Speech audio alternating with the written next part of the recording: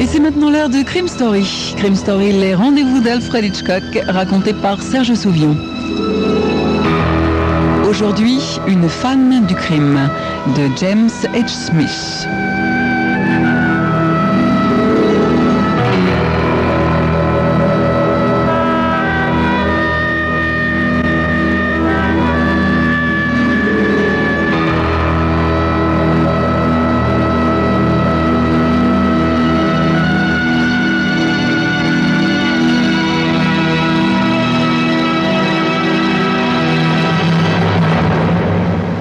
Jeff Clary a faim. Jeff Clary a froid. Jeff Clary est à bout de souffle. Jeff Clary en a marre. 2 jours et 1 nuit que tout le monde est à ses trousses. Les fédéraux, la police d'État, tout le monde. En plus d'être trempé, le costume et les chaussures qu'il porte sont beaucoup trop petits.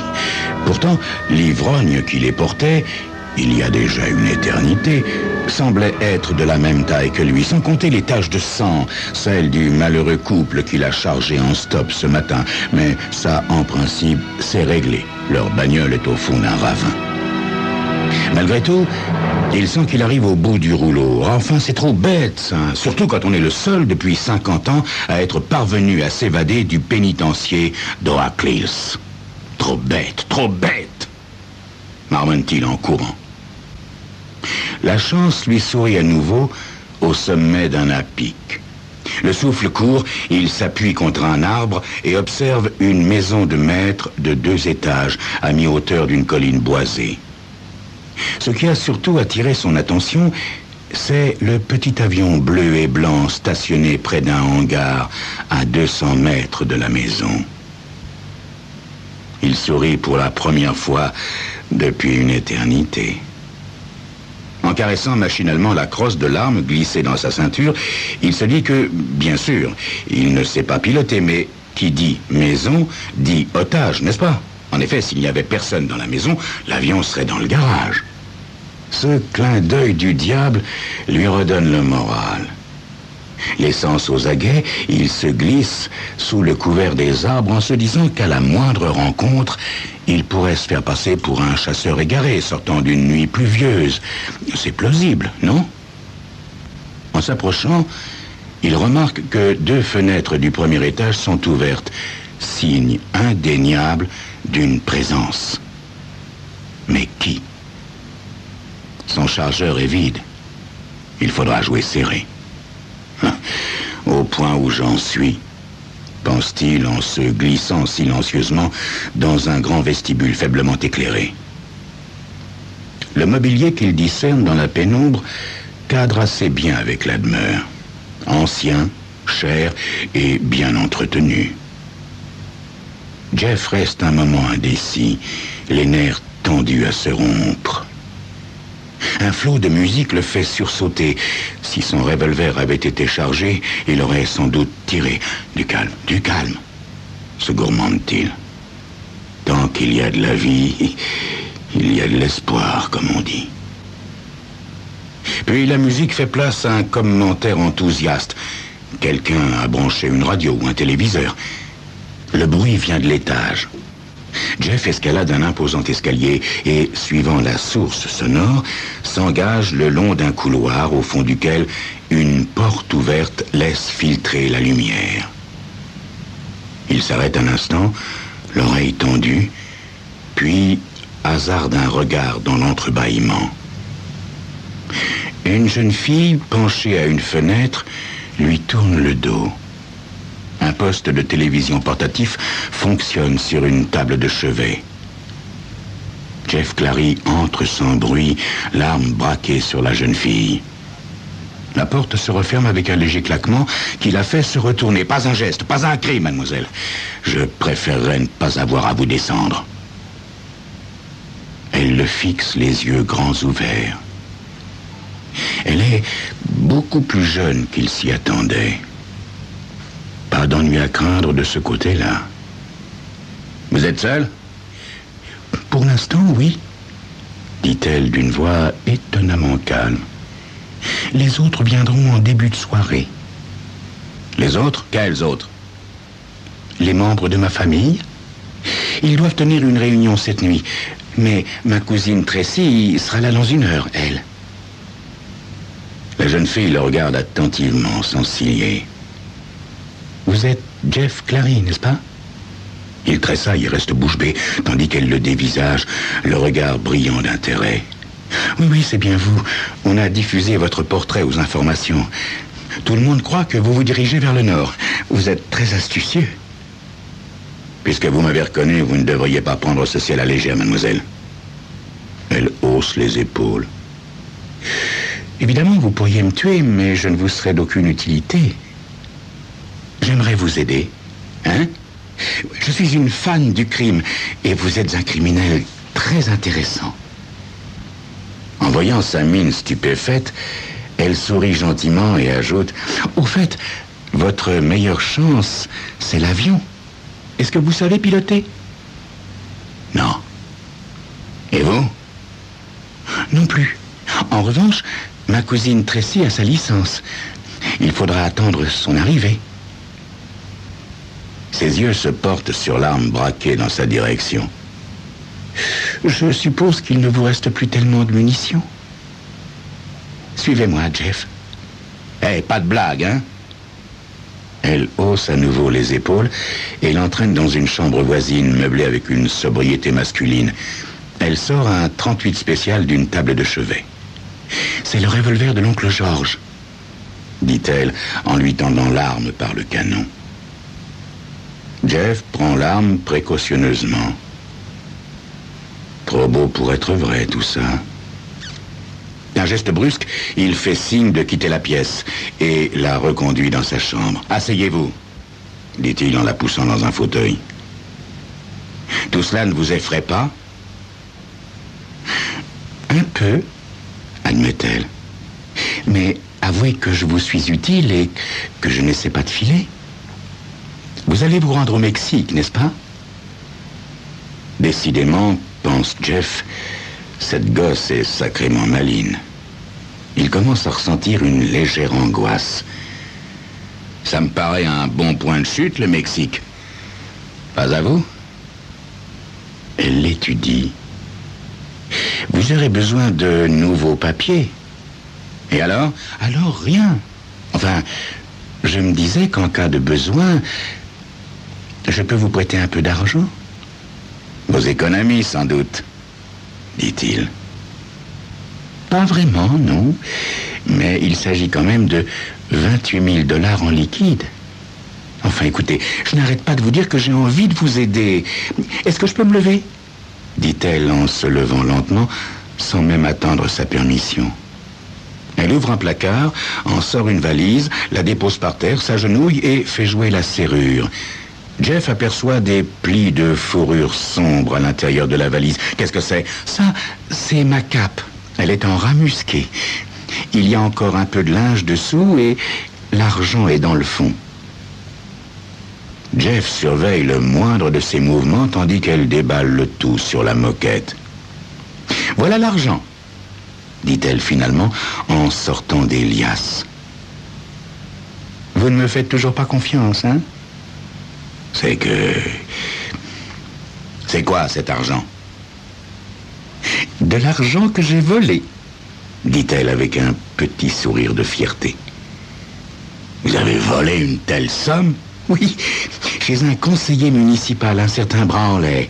Il possède une villa tout près d'ici. L'argent se trouvait dans le coffre-fort.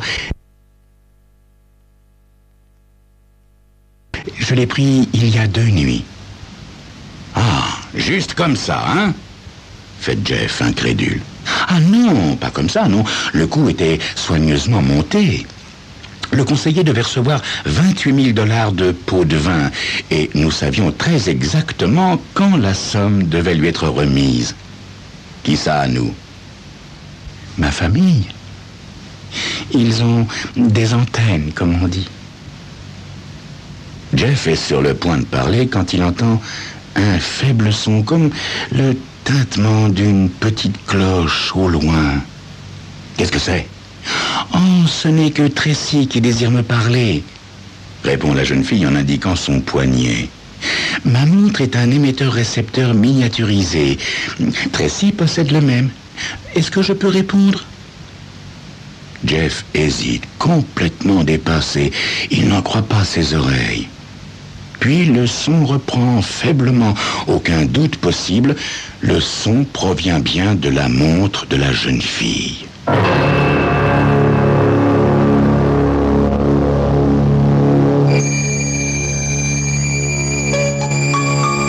Jeff Clary est en train de se demander s'il n'aurait pas mieux valu continuer son chemin, malgré la faim, malgré le froid, le manque de munitions. En plus, il se demande qui mène le jeu.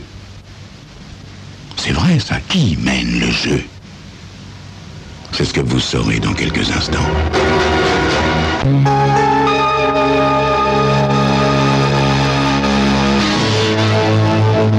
La montre continue de teinter au poignet de la jeune fille. C'est vraiment un émetteur-récepteur? Demande Jeff. Elle hoche la tête. Bon, allez-y, répondez, mais attention, pas de fantaisie, hein?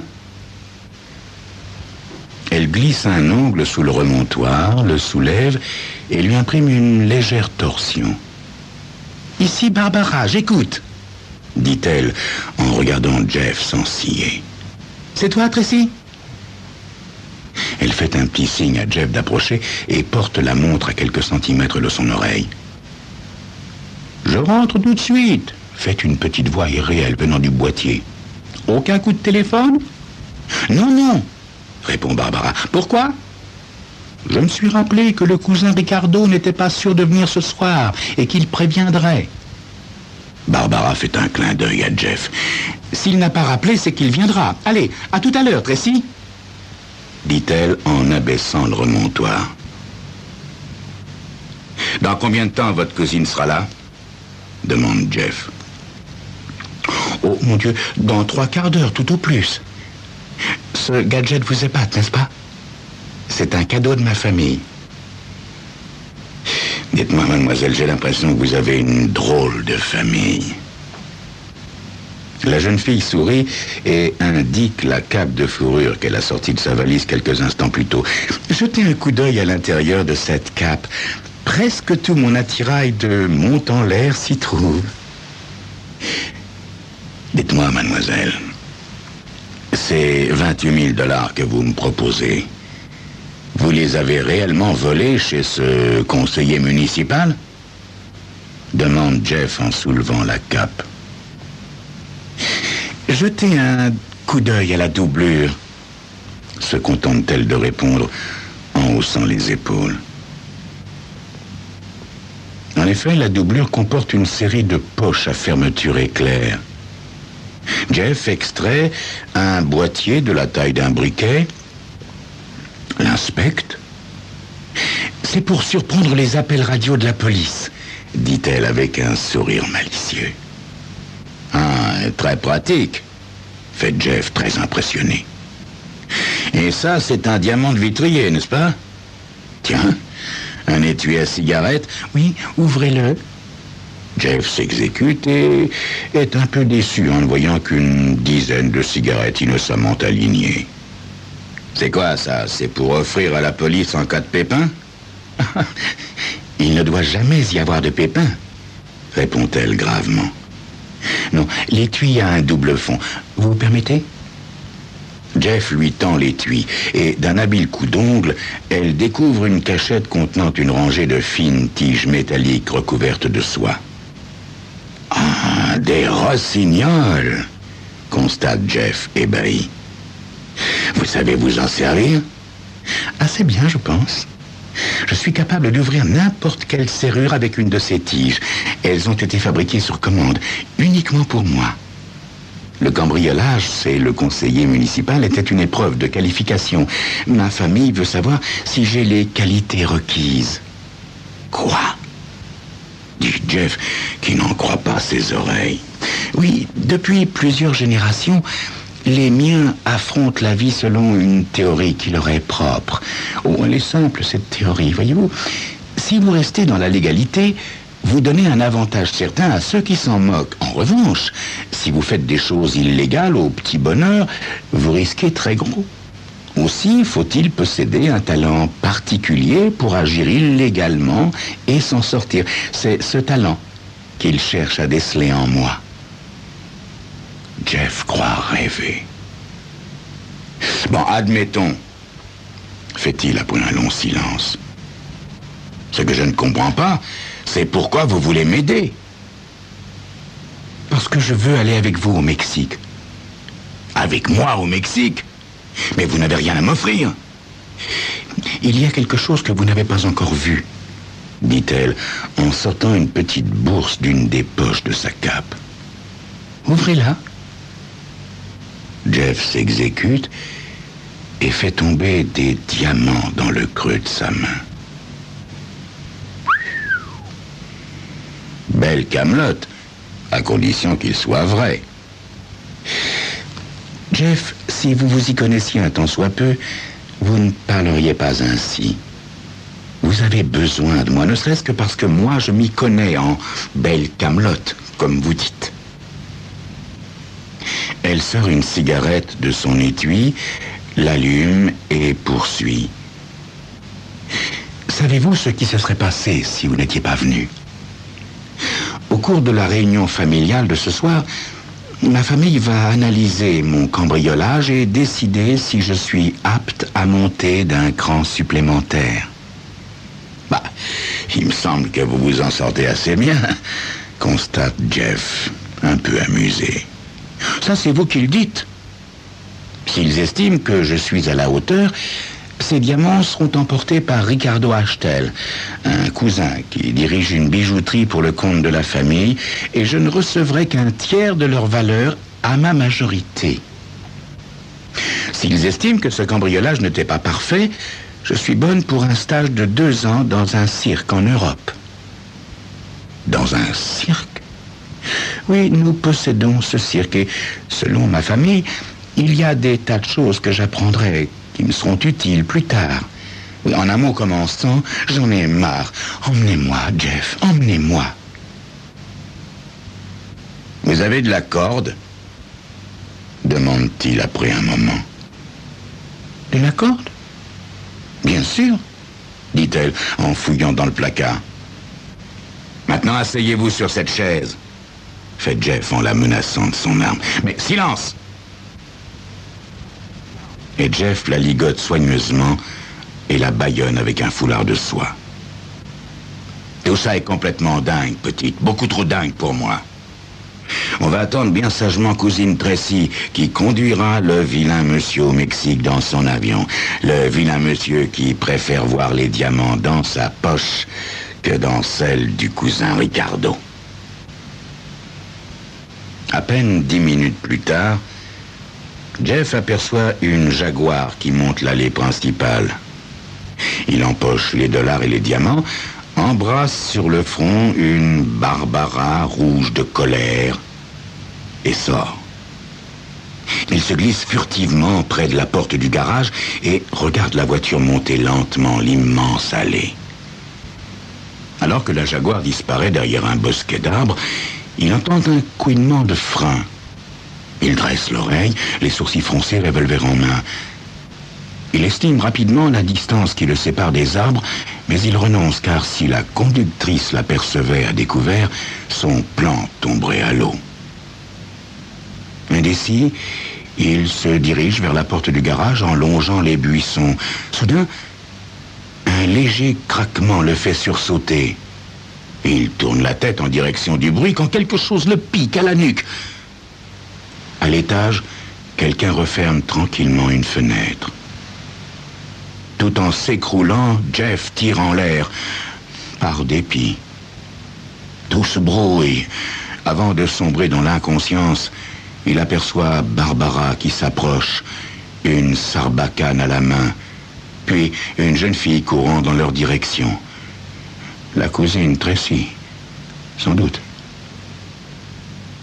Eh bien, fait Tracy, je comprends maintenant pourquoi tu me faisais des signaux de détresse à ta fenêtre.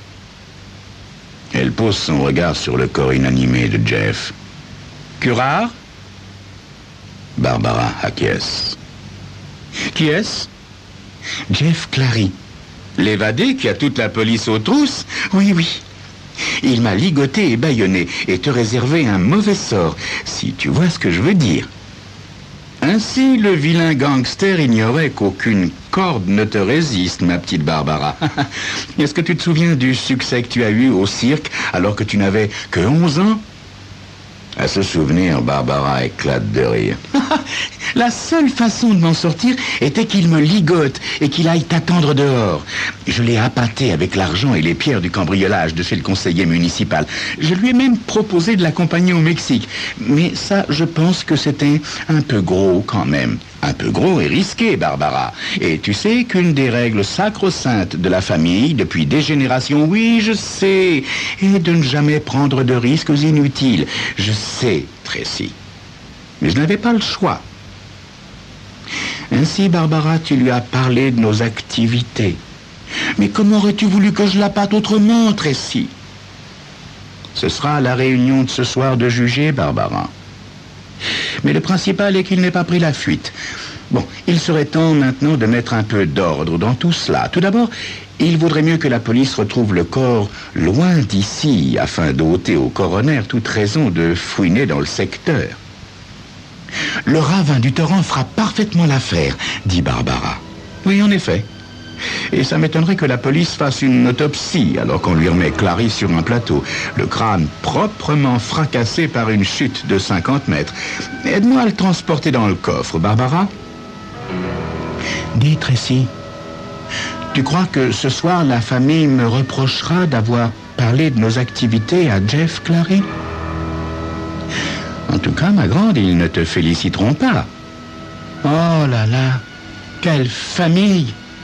Dit Barbara en donnant un coup de pied dans le corps de l'homme qu'elle venait de tuer.